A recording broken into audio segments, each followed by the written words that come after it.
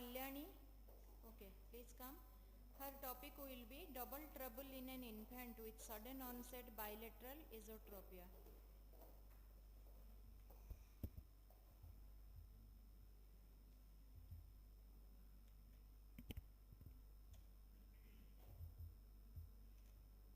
Good afternoon everybody. Today I'll be discussing about a case of a 15 months old girl child who presented to our clinic with a sudden onset inward deviation of both the eyes. The symptoms were present in the past 3 days and the deviation is constant, and throughout the day there were no cyclical or diurnal patterns to that. We just had the child had a positive history of fever, vomiting, diarrhea just 8 days prior to this deviation of eyes. The child was in treatment with the pediatrician and the fever, vomiting and diarrhea subsided within 2 days of the treatment. There was no other significant history. Apart from that, the child is very irritable since the past 8 days. So as this esotropia is sudden onset, we asked the patient for the old photos of the patients which were orthotropic as shown versus the current photo at presentation which had a large angle esotropia.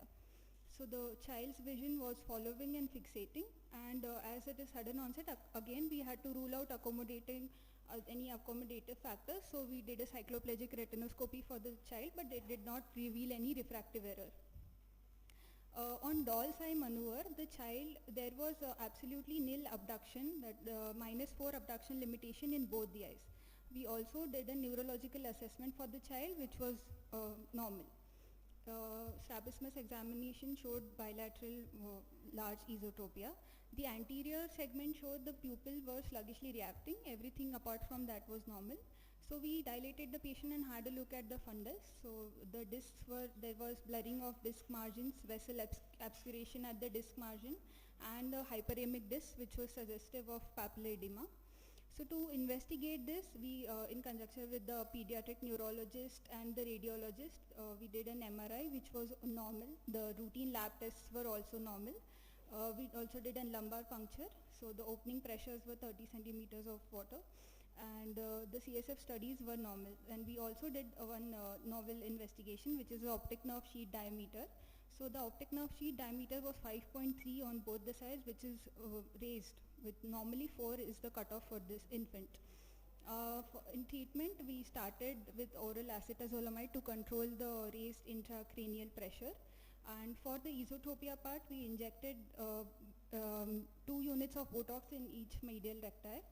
After that, we found that there was almost complete resolution of the esotropia. This is a 2 months post-op of that patient. And also on doll's eye maneuver, you can see that the abduction is full. So what we already knew is that pediatric IIH is very rare, although we have to warrant a high level of suspicion. It is mostly managed by the pediatricians and the pediatric neurologists. But what is our role here? What we as ophthalmologists are doing here is we could actually make use of newer modalities which are minimally invasive. It is our role to make the child like this go into orthotropia.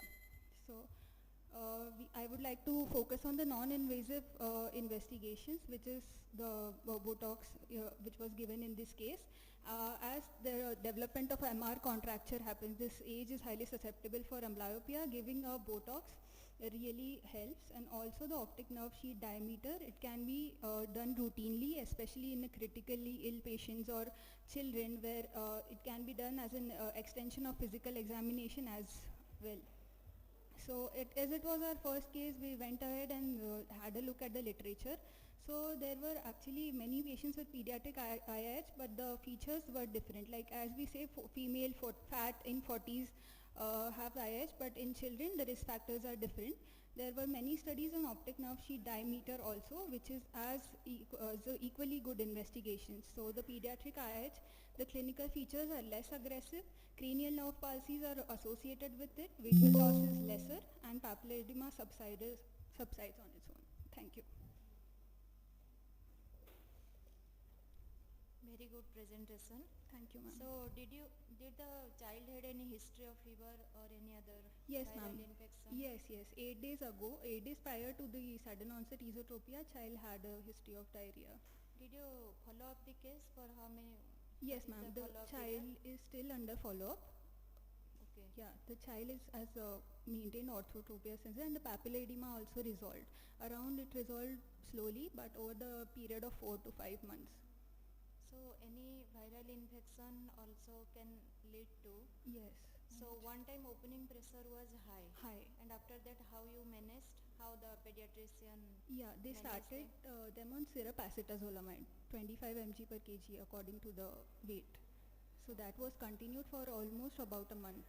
And after that we found a regression of the papilla edema. After that they stopped. So MRV was done here? No ma'am, only MRI was done. On Yes. MR venography was not No, MR venography associated was not in this done. case. Yeah. Okay. Then MRI was normal. Yes ma'am, the MRI was normal. So botulinum toxin you gave, Yes ma'am. like waited for edema to recover, or like how many days after the starting of acetazolamide? Ma'am, once the patient came back with all the investigations done and we were sure of the diagnosis, we gave the child Botox within 7 days. After 6-7 days. Yes ma'am, after 6-7 days of presentation because of the MR contracture. And Yeah, reason of IIH anything? Idiopathic only. Yes ma'am, idiopathic, just that he had a But history of. associated with fever and all. that's Yes, what. yes. CSF study done? Yes ma'am, CSF Normal. studies came out to be normal. Opening pressure was high though. How do you relate your fever with IIH? Could it be an optic neuritis, bilateral, like you see in meningitis, etc.? Yes. Why not that? Firstly sir, because of the optic nerve sheath appearance, there is the typical obscuration at vessel margin, and whole appearance of the optic nerve was like more like papilla edema rather than optic neuritis. but you mentioned pupil was sluggishly acting. Yes or ma'am, not? pupil were both the pupils were And sluggishly as it was reacting. a child vision, you assist vision. Only till following and fixating, and we asked the parents, is there any difference in the reaction of child? So very close DD can be viral as precedent viral infection was. So it can be a very close DD. Yes ma'am. Thank you. Thank you ma'am.